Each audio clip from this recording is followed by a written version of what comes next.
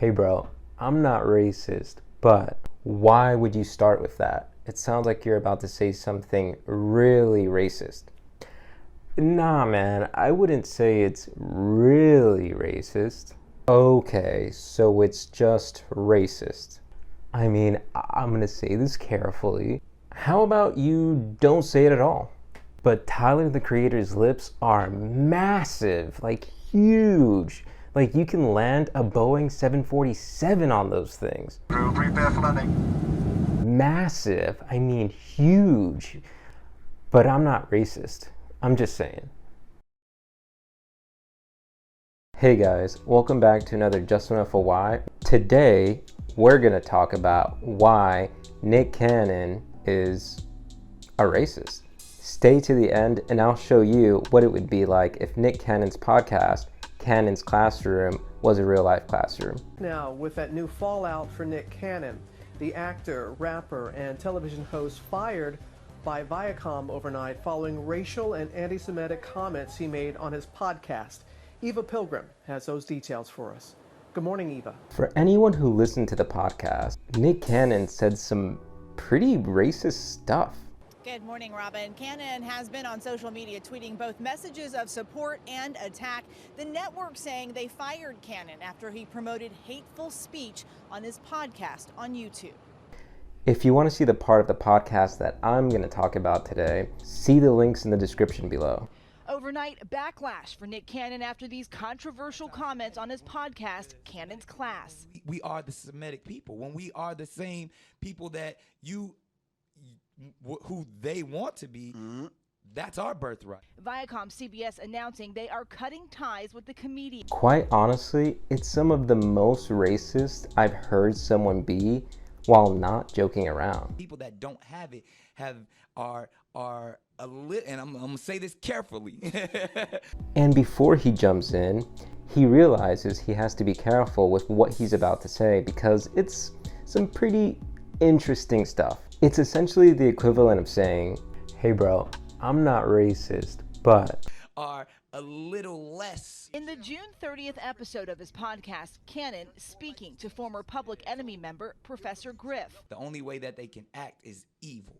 The only way they have to rob, steal, rape, kill, and Fight or flight, okay. in order to survive. Exactly. And it's a shame because the professor joins Nick in this conversation and continues perpetuating the narrative. So then these people who didn't have what we had, and when I say we, I speak of the melanated people. Right. They had to be savages. So Nick here is essentially saying because Caucasian people don't have melanin in their skin due to the sun's rays, They hate us because they ain't us. that makes Caucasian people intrinsically savage, filled with evil, and instinctively have it out for melanated people. I mean, that's some advanced level racism I haven't heard in quite some time. Never been down south? So you guys know what I'm talking about. Now the racism down there is just fucking... Who knows why he truly said it? Maybe this is a case where Nick Cannon is famous and he's black and he thinks that he can get away with pushing the boundaries a bit more. Or maybe he just doesn't give a Nick Cannon, Dave Chappelle. Then, for some reason, he goes on talking about unmelanated people having blue blood. At this point, I actually didn't know if this was a parody or part of an SNL skit or part of some big fat joke. Understanding a blue blood is a European person because they don't have pigment in their skin that you can see their blue veins. Exactly. And blood is blue until oxygen, the air hit it, and it turns red. Right. Anyways, this is the type of narrative we need to steer clear from. This isn't gonna help push the movement forward. It'll actually take us several steps back.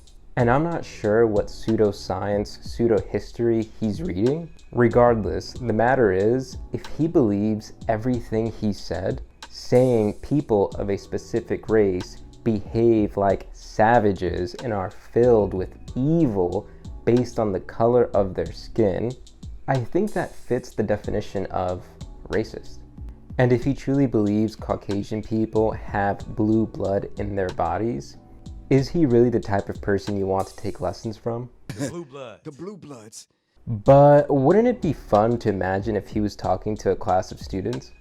Hello class, welcome back to Human Anatomy 101. We have a very special speaker today here to talk to you about... So let's go to what it really is then. When we talk about a blue blood is a European person because they don't have pigment in their skin that you can see their blue veins.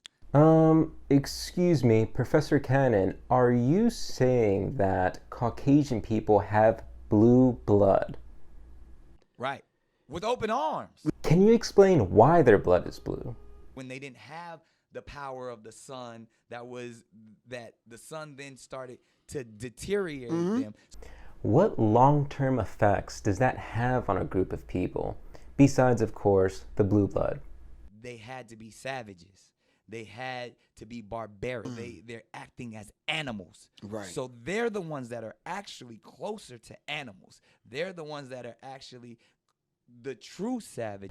Do you think the Illuminati had anything to do with this? And I'm going to say this carefully because I'm bringing it all the way back around. Jewish people, white people, Europeans, the Illuminati, they were doing that as survival tactics to stay. Okay. I think that's it for this lesson. Thank you, Nick. Blue blood. The blue bloods. Right. Thank you, Nick. Nick Cannon, Dave Chappelle.